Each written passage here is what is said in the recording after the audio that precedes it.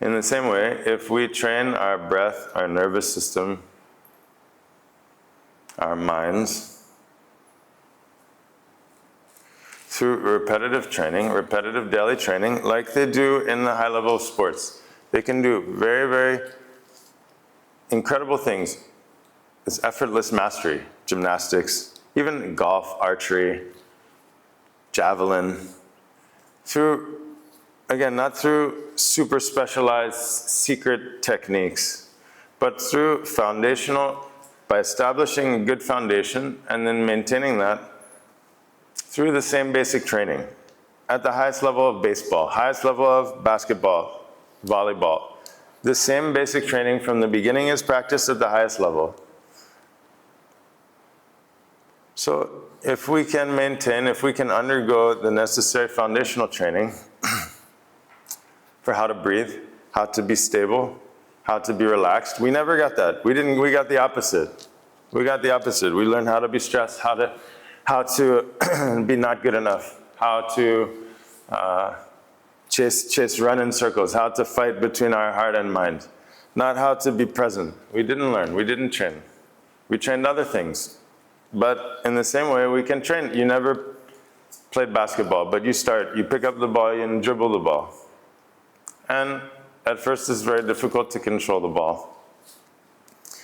But if you keep dribbling every day, then without question, some few days, few weeks, maybe a few months at most, all of a sudden it becomes natural. You can totally control.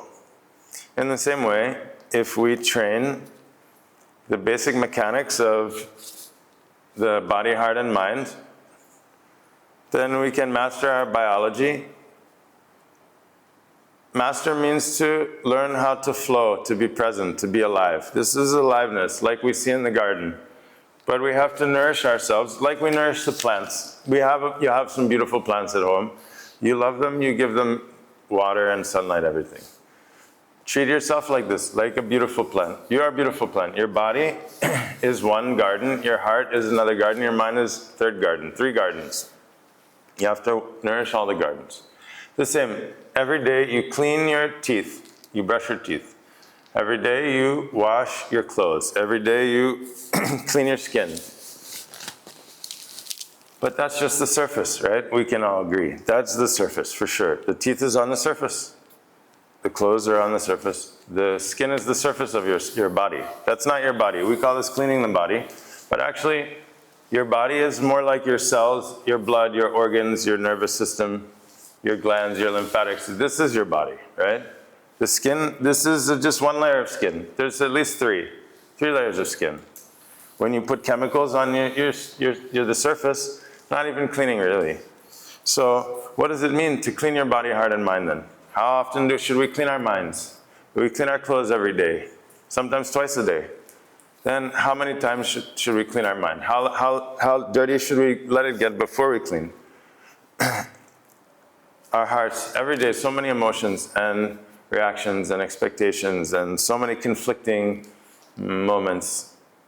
So if we don't clean, then it becomes stuck, undigested, like a constipation. And then we become numb, cut off from the deeper layers of heart and deeper layers of mind. So the yogis suggest this is part of a hygiene, part of a basic hygiene. Yes, very good, clean your teeth, clean your clothes.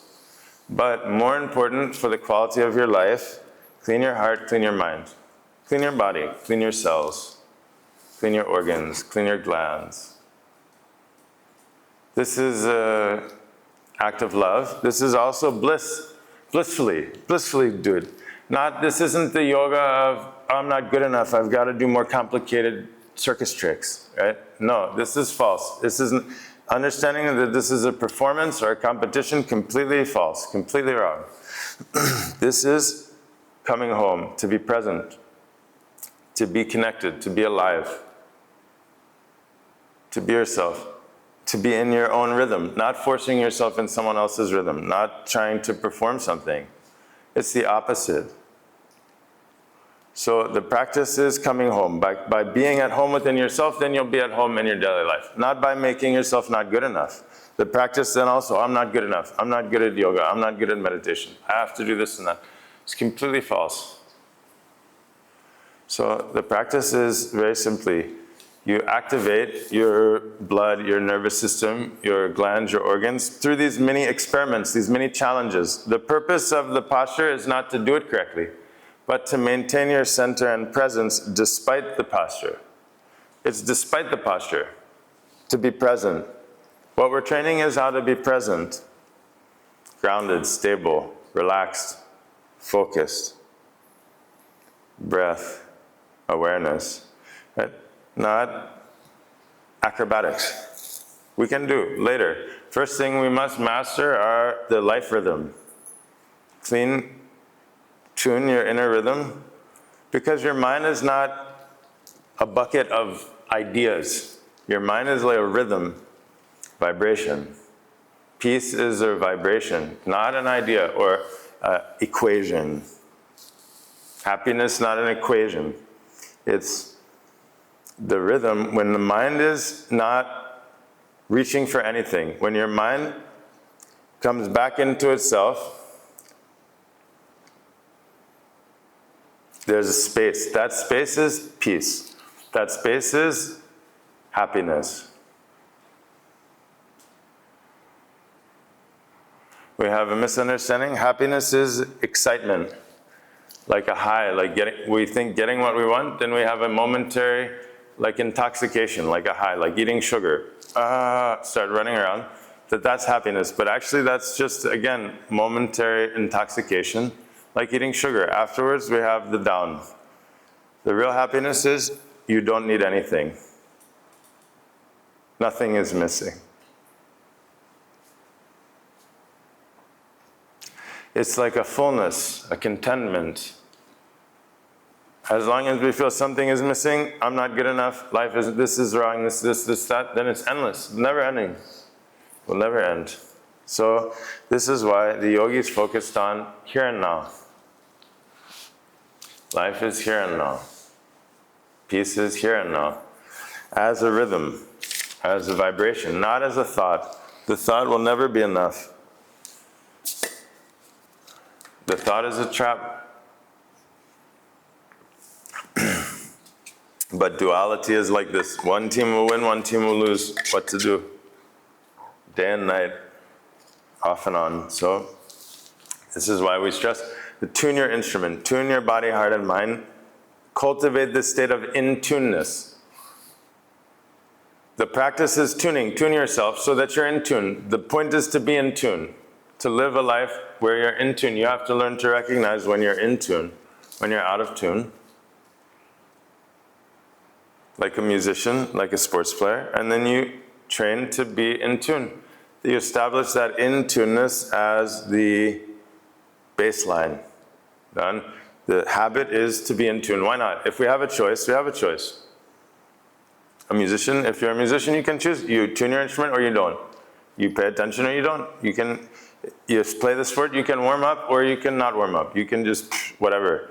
So we have the choice. We have to take responsibility for our rhythm, our habit, and we can train. We can train ourselves that it's important that to be in tune. So we start the day every morning before talking, eating, working, phone thing, tuning, to tune ourselves, body, heart, and mind, with the breath, the cells, the sun, the earth, the sky, everything. It's a sacred moment to tune, to be in tune, to be connected, to be whole. And then at the end of the day, again, good time, again, to retune, to clean, to tune. And like that, over and over and over and over, until it becomes a rhythm of being in tune. Because there are two options, in tune or out of tune, centered or out of center. So we might as well be centered, if it's possible. And in the sports, you can train. You can train how to hit the ball. You can train how to shoot, how to pass. So why can't we train how to be grounded, how to be centered, how to breathe, how to focus? It just requires, it's the same, requires the repetitive, daily rhythm. It's a rhythm. It's not an achievement. It's not an achievement. It's not the pot of gold at the end of the rainbow. It's now. The teaching is for now. The practice is now. By focusing your attention now, then you're living it. Otherwise, it's just this thing on the side. It's a hobby or something on the side. Okay, question. How to balance presence and stillness versus reflecting on and learning from the past. Do we need to understand the past in order to let it go? And how does that come into meditation and daily practice? Beautiful. Yeah. So, through presence, then whatever's needed will come. Through presence, the past will come and teach us. But this is different than clinging to the past. Clinging to the past and trying to tear it apart and make sense. And through the presence, then everything has come. It's presence, we're not cut off from anything. It's not like we're hiding from, oh my God, no past, no future, like this. Presence is like a jazz musician. It's like the sports player who's trained such a high level in the game, they're not thinking. It just flows automatically. So this is the thing, everything is useful. Everything has its place. Of course we have to, most important to digest the past. Can we understand it? What do we understand? Do I understand this moment? Do I understand the water? I have water in this bottle. Do I understand what's the water? Do I understand what I am? Do I understand myself? Even this body. Do I understand what it is? What it's doing? Nothing. So understanding is not possible. But we must digest. We must digest. We can't, if it's stuck, if the life is stuck, then it's creating many problems. And so, we have to work with it in different ways. Sometimes we need to work with the content of the situation. Sometimes we don't need content. We can just work with the mechanics. Right? There's some traditions like NLP, they're doing incredible work. Content-free, no content. Don't worry about the content. How is it stored? How are we storing the trauma? How are we storing this, the tension in our bodies so we can release that? That's why integration practices like movement, embodiment, massage, acupuncture, and many of the modern, incredible kind of psychophysical practices for releasing and activating the inner wisdom. How does it come into? So through the daily practice of tuning and stillness, then it's like taking a shower. You take a shower and you wash all this. So through the meditation, the light, the vibration is coming, and it's like a cleansing our hearts, our minds, and it helps to digest. It's like a fire. Really, they call tapas. The yoga is a fire, and that fire, meditation is fire. And you throw everything in the fire. The fire is releasing the energy, and so the practice is slowly melting away all these layers, these hardened layers of ego and the desire, everything. But this is going on beneath the surface, subconscious, unconscious level. Really, the real practice is going on, it's not conscious. That's the thing, this is the most challenging part. Right? It's the same, when you eat the food, it's digesting, you don't know really what's going on. In the same way, the meditation is acting, the practice is acting very deep level. At the cellular level, at the level of a nervous system. And so it's impossible, we shouldn't try to directly observe the effects of meditation. In fact, the proper way is that we step back and we fix practice. Every day, fix practice. And then you step back after a week, 2 weeks, 3 weeks, you observe your daily life. This is where you'll see the benefit. And not in your practice. It's not about the practice. We're not practicing for practice. Right? The key is the integration in daily life. So when you feel more relaxed, more at home in yourself, when you're kinder in your own mind, when you sleep better, eat better, like this is a sign the practice is working. This is most important. We shouldn't try to observe the benefit of the practice in the practice, during the practice. We're not practicing for the sake of practice. The benefit of the practice is coming for the hours and hours after the practice. Like you take the medicine, then the effect is happening afterwards. So this cleansing sense, everything is going on beneath the surface. We don't understand how that's working. So best to, if possible, we can take this approach. 100 days challenge. Now we commit to a fixed practice. Recommendation that we're giving now is just 2%. 2% used to be 4. 4% of 24 hours is 60 minutes. 2% of 24 hours is 30 minutes. 30 minutes. In 30 minutes, you can do about 15 minutes of movement, 5 minutes of breath, 10, 15 minutes of stillness. This is the recipe. This is the alchemy. Movement, breath, and stillness. Ideally, a fixed practice. You have the same 6 movements, you're doing the same 6. Because it's not about doing the movement. The movement is simply an invitation, a gateway into yourself, into unlocking the energy within yourself. So it's not about performing the posture. The posture becomes an opportunity with which to activate and unlock the different channels within yourself. And so the work is unlocking yourself, not doing the posture. Is it clear? It's not about performing the posture.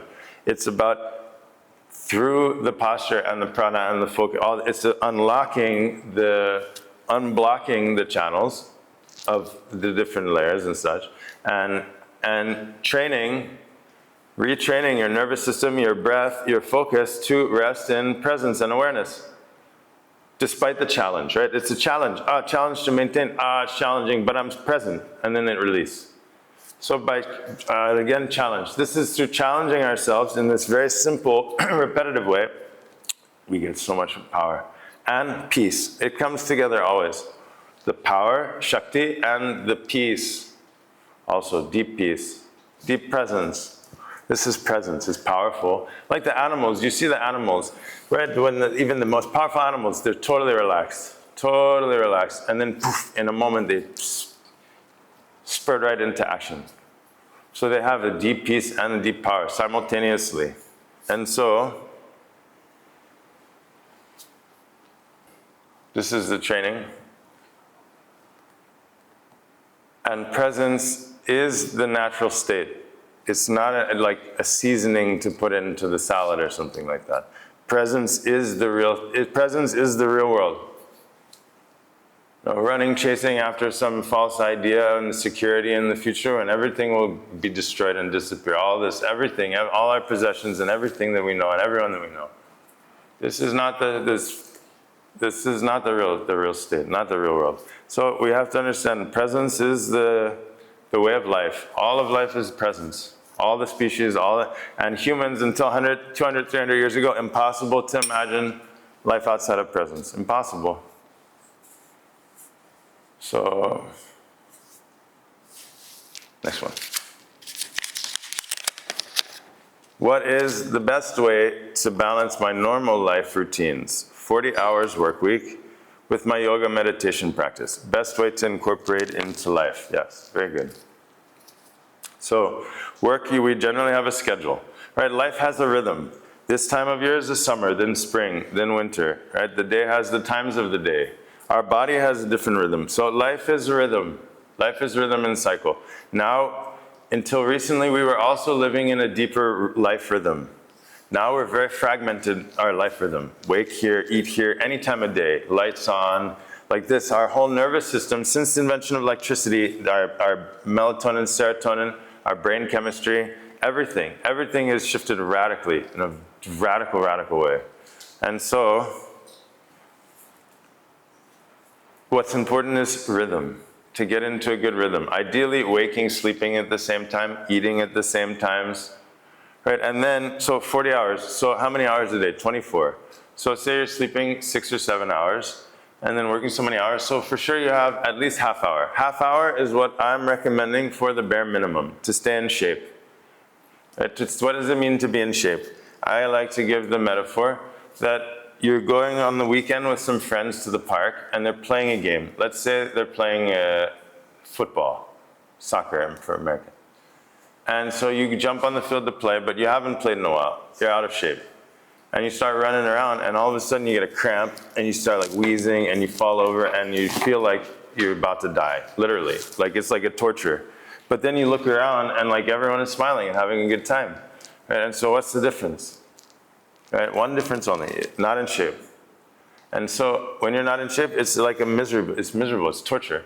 In the same way, when we're out of shape with life, not just physically, emotionally, mentally, when we're out of shape, then life becomes a torture. It's like a punishment, battle every day. But if we're in shape, then it's a joy. It's a joy to play the game. It's a joy to be in the game. It's a joy to discover, to learn, to grow. And so this concept of being in shape, but at the deep level, not on the surface. And so the daily practice is in order to stay in shape for the life. Because it's the same life. Anyway, 40 hours, family life, this and that. But if we're out of shape, then it's miserable. But if we're in shape, then it's interesting, right? Then it's a journey, it's an adventure. And so the recommendation is every day to get up early, right? To have you have that time before you go and do the rest. This is the best time. Like a musician tunes their instrument before they play.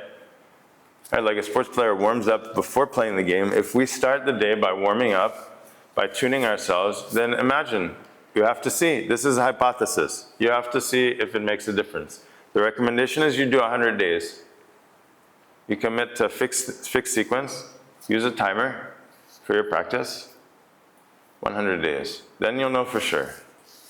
You can always do more. 30 minutes, 2% is minimum for someone that's just living it like a family life, work life. But for someone who wants to really pursue the spiritual path or who wants to teach or something, then in my opinion, should be 20% minimum, 5 hours. 5 hours, very easy. You go do 2 hours first thing, 5 to 7, 2 hours. Then another hour. It's like this. You have to get up early. Early morning practice is the best. But this is the way to incorporate it. Otherwise, if it's just like, I think I want to do yoga, it's good for me. Like, it's not, there's no way it can take root. It has to be fixed within the structure of time. So you have fixed, okay, I commit to this much. I'll do these 4 postures, like the last one. We do sun salutation, forward bend, back bend, inversion, twist, boom. That takes about 10 minutes. You do each one for 1 minute, 1.5 minutes. Use a timer. Some have 2 sides. Right, that's it. That's enough. If you have extra time, you can always do more. But at least you have a core, the core minimum, fixed practice. Or you just do the spinal sequence. It takes about like this, 15 minutes. Then breathing, another 5 minutes or so. Over time, you build up. You can do more. Then stillness. You put the timer 12 minutes and you sit, you don't move. And then the timer beeps, you get up, you forget about it. And again, next day you repeat. Like this, without making a big deal, without taking seriously, without making a fuss. You just do your practice, and then you see if it makes a difference. This is the only way. You have to come to know for yourself through the self-experimentation. But the best is every day, like you take a shower in the morning to wake up. You take a shower, and you feel fresh, alive. In the same way, the practice is like a shower, but for your cells, for your organs, for your breath, for this core aliveness. Then at the end of a long day, again you take a shower to wipe off all the dust and the dirt. So it's good to do a practice later in the day as well. In the evening, even a short practice, 10 minutes. Okay, 10 minutes. I do 1 time sun salutation, 1 time breathing, I sit for 5 minutes. This itself is enough to clean your nervous system, to clear the field, that you get a good sleep, and in the morning you wake up more fresh for your morning practice. So they help. These are definitely morning practice, evening practice are supporting one another. The recommendation is do the longer practice in the morning. You can have even a short practice in the evening. But once you establish that, once the practice takes root, you can always add more. But if you try to do too much at first and you overdo it, then you get into struggle with your will and your mind. So this is why it's best to start with something that you know you can 100% do, and you make the commitment. And then you just get the momentum going. Once the momentum is going, once the seedling takes roots, then it's easier. You can do more. You can always add more.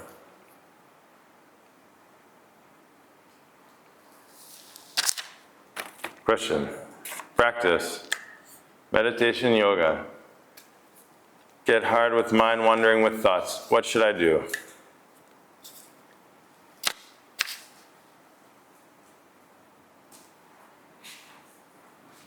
I mean, as you continue the practice, and what does it mean to practice meditation and yoga? Again, practicing yoga is not touching your toes. Practicing yoga is being present with your breath, with your spine, with the sensation, with the one-pointed focus, with the stability, with the ease, with the no mind. So this is what I'm practicing. If you're really practicing, this is what you're practicing.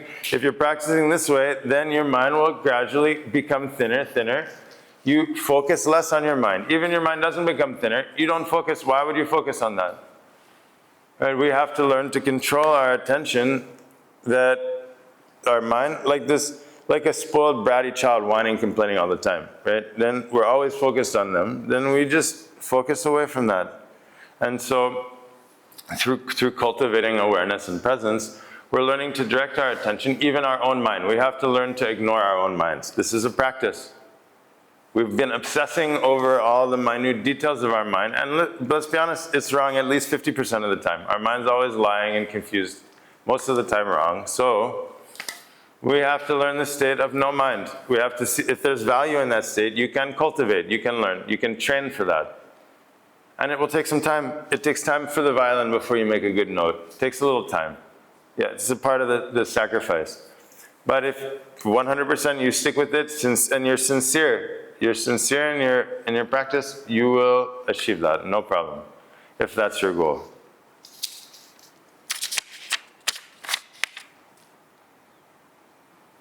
How do you find peace and avoid swearing amid a chaotic event?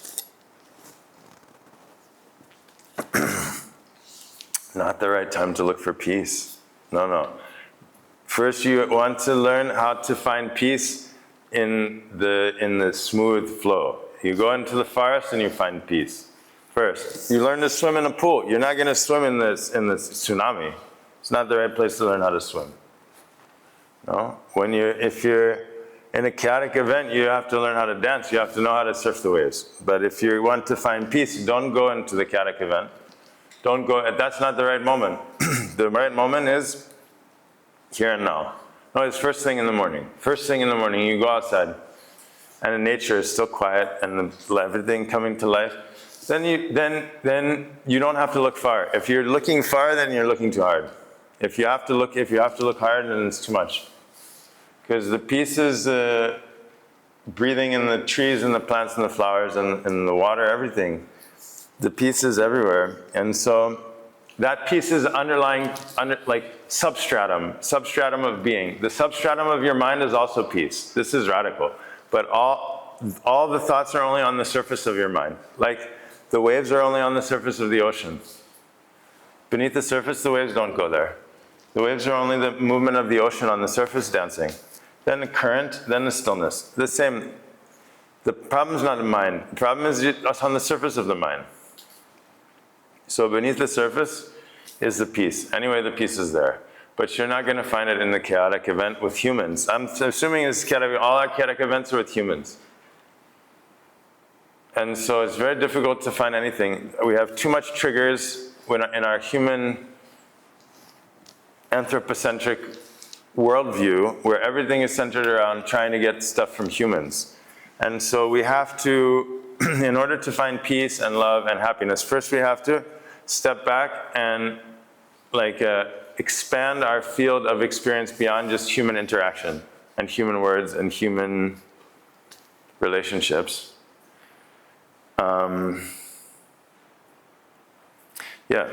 So this is also good, this to step back, right? Because these chaotic events, it's all very much I and me and like this. But when we step back and we can experience the planet or this from the planets and the moons and everything, or the subatomic molecular structure, right? These different, by shifting dimensions, it's not within this dimension you find peace. It's not within the mind. You have to go beyond the mind. So also it's not from, right? Because where will we find peace now? No, war is here, war is there. Everyone cheating everyone. We're cheating ourselves. I mean, geez, where can we go to find peace? Right? It's not outside. It's not in the everything adding up the way we want it to. It's not like that. Peace is the substratum of existence. Peace is the foundation, is the screen on which the movie is showing. Peace is the space between the words, between the thoughts. So even the chaotic event is like this. It's like just the molecules dancing. So if you can be in the infinite space of being, but no one can be there. That's the thing. The I can't be there. So that means no I. When there's no I, then you are peace. Otherwise, it's not like you can maintain your ego identity. Okay. Question. Here at this beautiful retreat, some participants talk about many negative, irrelevant topics, yet they consider themselves spiritually enlightened. Please explain what it means to be spiritually enlightened.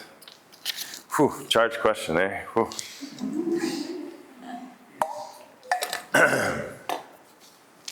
So, to be spiritually enlightened, this is what many of the great ones said, like Chogyam, Changpa, this is the most natural state. It's not like Superman, where we're flying and like conquering and we win every time and every light turns green as we come near it. Right? But to be enlightened just means to be natural, to be yourself without thinking, without planning. Like when playing a sport, right? These great sports players or gymnasts, this effortless mastery, this kind of natural, graceful, simple flow and ease. But it's not a state of an individual. It's not the I that becomes the enlightened I. That's the thing. It's not this story that becomes the enlightened story. This is just glamour. This is just Instagram. This is just, it's not like that. It's not a show. It's the opposite. It's when you forget yourself, completely forget yourself. Then naturally life is being life. Each cell is being itself. Who am I? Am I directing this? So this enlightenment is not for I. It's not an ego state. It's not a better trick. It's not a good party trick that's going to impress people. It's when the I disappears, then life is enlightened. Right? Who am I? This is nothing. This is dust.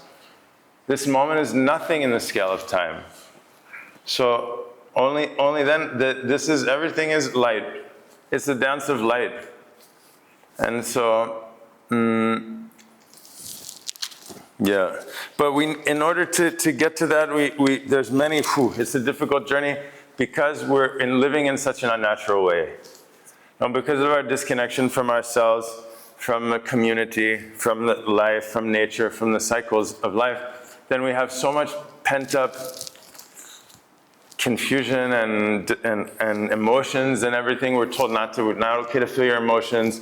We learn to distrust our own signals when we're young, and we're forced to eat when we're not hungry or sleep when we're not tired, and we start to people please. And so there's so many layers of fragmentation that then we have a lot of tension we have to release. But that's why space like this and having community, authentic space where people can speak and be vulnerable and share and feel that we're not alone in our struggles or our joys. There's a lot of depth that comes through connecting and sharing, even if not every conversation itself is necessarily a spiritual conversation.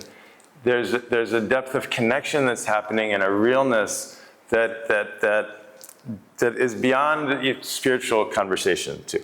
And this always struck me. I was, when I was very fortunate to be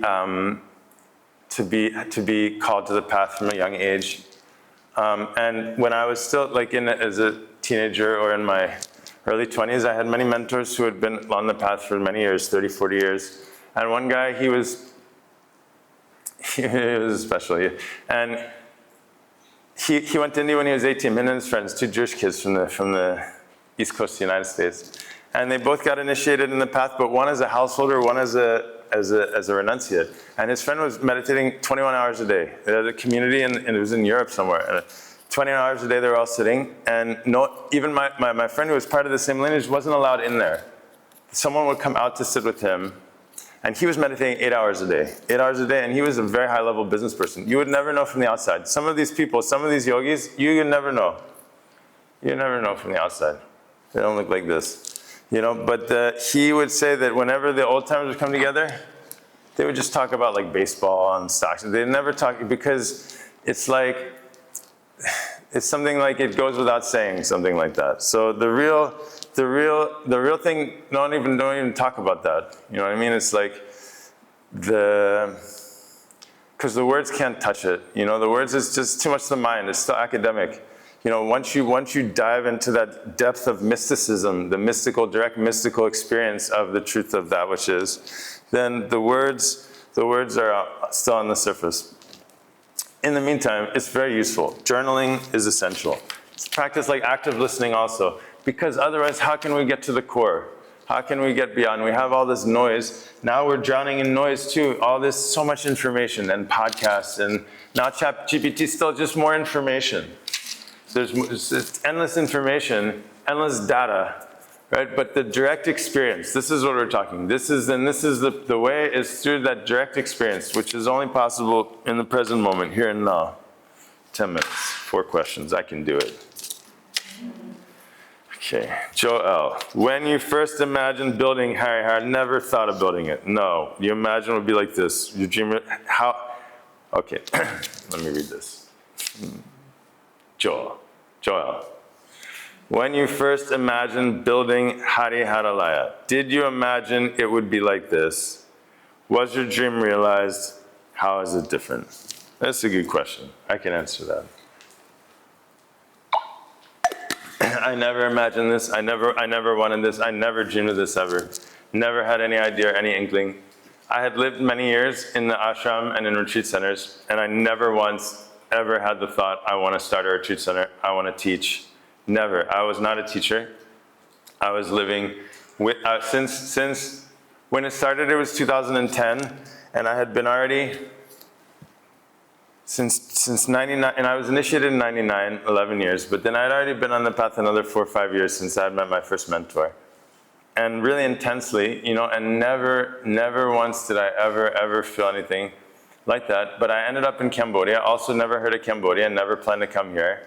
And I only had a couple $100, really. I had no money. I was living in India as a student at the feet of my teachers, and ended up here for a short period because of a visa situation in India. And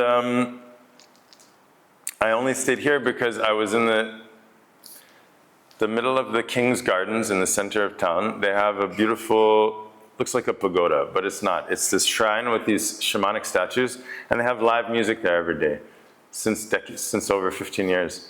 And that music, it's this like polyrhythmic, polytonal spirit music, and there's the wailing, circular breathing, like free jazz wailing on this oboe. And I was like, man, it's like touched my soul, and I said, I gotta learn this instrument. And so I stayed here originally to study the music, traditional music. I grew up playing classical music.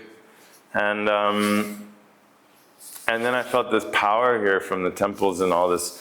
And I started to seek out the sages and enlightened masters, which I couldn't find. But I found a pagoda, which was right on one of these barai, which were the man-made lakes in the Angkor time. Again, these are impossible feats. To dig that out by hand and line it with the sun is totally impossible, but they did it. And so there was a pagoda, 1,000-year-old pagoda there, and I met a monk. The head monk said, you can come and we'll do a vipassana. It's for 6 days with these other monks in their 80s. There's me and these 2 guys in their 80s. And I went, and I shaved my head, I shaved my beard, and for 6 days they just chanted, and I had no idea what was going on. I had done Goenka style vipassana before, many years ago, and I had sat a lot of meditation, but I didn't know what was going on. But I just sat there, and then after 5 days I came out and looked up at the sky, and it was clear blue sky, and bam, just hit me like that. Set up a center for awakening. Those were the words, center for awakening. And again, I had a couple $100 and no intention to stay here in Cambodia, but it was a clear calling, and I have had those before in my life, and so I was just like, okay. And then the wheels just started turning, and so it's been taking shape and evolving organically every moment since that time. And we were in the village for 12 years in a very organic way, like bamboo, like traditional bamboo thatched huts, kutirs, and the essence has been the same, and the teaching is now being kind of refined, so to speak, like when you boil it down to that essence, coming down to this essence now. But part of the journey is that it's very organic, and it's been very organic and very alive, and that I've allowed this kind of organic to morph, because it has a spirit, a life of its own. And so all this, like the body, was all organic. When I moved here 3 years ago, I didn't even know that we had the land possibility to expand. All this was, all the lotus pond and that pond and the beach and the art space, all this was a later expansion. And even those expansions have been going on in a rhythm of their own. So to be honest, no, it's each moment it surpasses anything I could ever imagine. And more than the space is what happens within the space, the miracles and the people and who it's brought together. And I mean, each day is like a year, really. I've been living in community since 2003. And it was in that living in kind of intentional spiritual community that life became so rich. It became so like vast. Like each day felt like a week, like a month. You know, there was so much growth and shared connection. And I guess for me, from a young age, I've always been deeply moved by truth and like the pursuit of learning. And the highest learning is the learning of like self, of like becoming oneself, not information. And so the high that comes from that growth and evolution and transformation, that's kind of permeated the space and my life. But it's completely unexpected. And because I'm still a child, I know I'm still growing up. I grew up in US, and then in Quebec, and then in Brazil, and then in the community, and then in India. Now I'm growing up in Cambodia, and each day I'm learning so much. I can't even put it into words. It'd be impossible to put it into words. Okay. How does fasting, let's say a 72-hour fast, help with spiritual growth? Fasting is essential. Yeah, we're just like shoving so much, not just food, but we are just overeating, like whatever we want, whenever we want. Food has become really like an emotion or distraction or control or whatever. But not just food. We're gorging ourselves with information and listening to things and seeing things. And so, taking a break so the system can realign itself is essential, can cleanse itself. Fasting is key. I mean, we can easily take 3 to 5 days off of food every couple months, and it's going to be great, not just physically, right? And it will, to help clean the cells, to help clean the intestines. But fasting itself is not enough. Important also to flush your system, to do colonics or take a laxative, to get massage and do oil bathing, and to be in nature and like this sunbathing. All that's part of this realignment, cleansing, tuning. But it will also strengthen your willpower, right? And your senses will become hyper alive. Your sense of seeing and sense of taste and sense of smell, everything becomes so sharp and alive. So really, it's a great experiment. Again, this fasting experiment, take notes. See all the emotions. It's a challenge because we have all this ego, attachment, expectation, control. So it's so many levels. The fasting is working at so many levels. We say, speech fasting is also silence. Silence is also very, very powerful. Okay. What is the meaning of the name Hari Hara? What is the meaning of your cow's name, Arunachala? So, Hari Hara. So, Cambodia, in the time of these temples was Vedic time, means they came from India to Cambodia and established all of these sacred places. And so the village where we were first located, where they have what's called the Bakong temple, which is a temple from the 800s, which is a massive pyramid temple.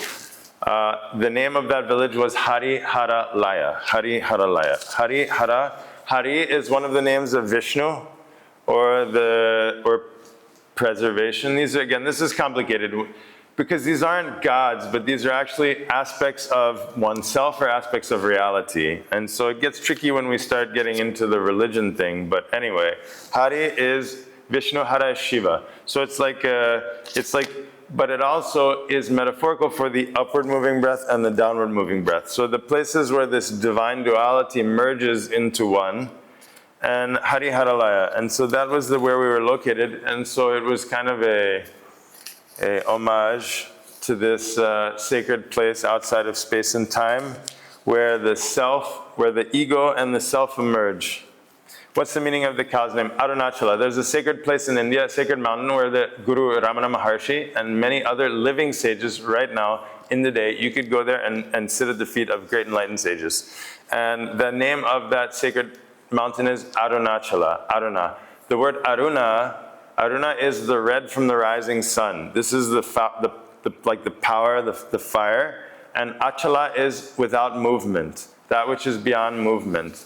So it's the birth of the divine energy, the divine light, beyond the creation and movement.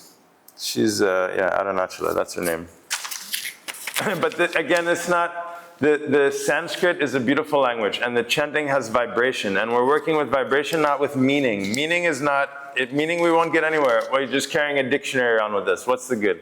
But the vibration itself is alive. For example, when we're chanting like this, Om Jata Vera Se Sanavama Samma Manatiyato Nirannivera Sanabha Shariti Organi Vishvanna Veva Sindun Dorita Jagnintam Agnivan Nandavasan Valantim Vairochanim Kamavale Shodundan Durgan Devi Kim Sharanamaham Prapanye Surarasirara Sayanama Agne Tvam Parayanavyo Asman Sastiberarin Organi Vishva Pusha Prithvi Bahulana Urvim Bhavato Kayatana Yajanyo Vishvanino Durgahan Janavera Sindunanavari Parjim Agne Yatrivan Manazangrana Magamona Vedatanunam Prisanajitikam Samun Gramagnikim Movemma Paramandanand Sanabha Shariti Durgani Vishvakshama Devori Rudirat Yagnim Pratno Shigamidyo Advaresanato Tanavyan Sasatsi Svanjagne Tanavam Piprayas Vasmapyan Sabagamaya Jasva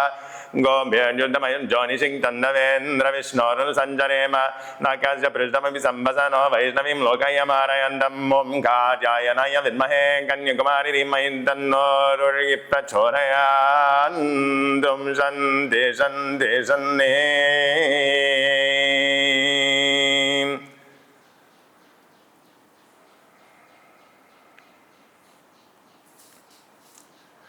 So the mantra or the word is alive in the vibration. The same like the poem is alive in the recitation of the poem. So the Sanskrit word just dead on the page also is not so interesting. What's interesting is the embodied vibration. And this tomorrow we'll get into the mantra like this. Om Namah Shivaya. We have these patterns of vibration. It's like a key. You need a different key to unlock the lock, and so by activating, by vibrating these different frequencies and rhythms, then it's activating certain channels in the brain and nervous system. And so the key is to embody the vibration. Why use national flags for coconuts? Yes, this is, usually I give the tour. And in the tour, I explained that in 2024, I thought, what could we do that would be totally crazy? And it was free coconuts for everyone, right? That was it. And so we started that. And what we realized very quickly is if you got 20 coconuts out on the loose, they kind of look the same, right? They all look the same, right? So which my coconut? And so what to do? We found these cocktail flags and bam, there you go. That's it. That's as simple as that. You recognize your coconut. Now, the flags have changed, I should say. The flags have changed. They used to be like, and now it's like we have a country like Iran, which is one of the flags, which is surprising. And so the question might come up because of the flags that are there, but that's not our choice. We get the bag, and whatever they put in the bag, that's what we take. So that's the story. Nothing, no big secret. Okay, last one. Oh no. Done. Did I miss anything? Did I miss anyone? Does anyone want to? Anyone?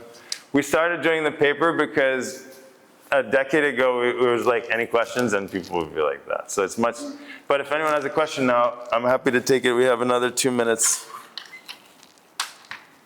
More or less. I'm back, by the way. My name is Joël, and I'm the founder and director of Hari Hara. I've been on a journey these last months, and I was really weak these last days, but as you can see, here I am. Nice to meet you all.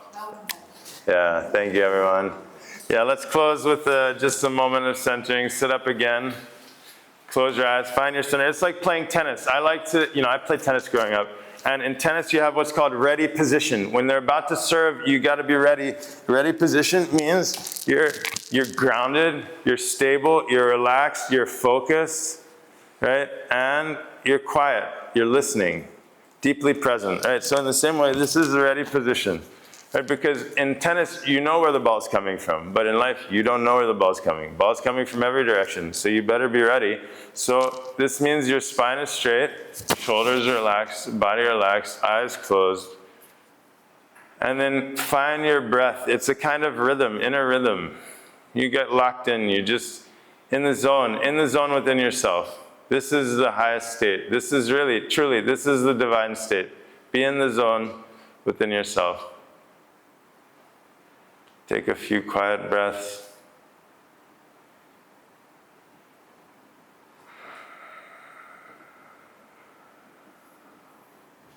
And we'll close chanting Om together one time. Inhale deeply.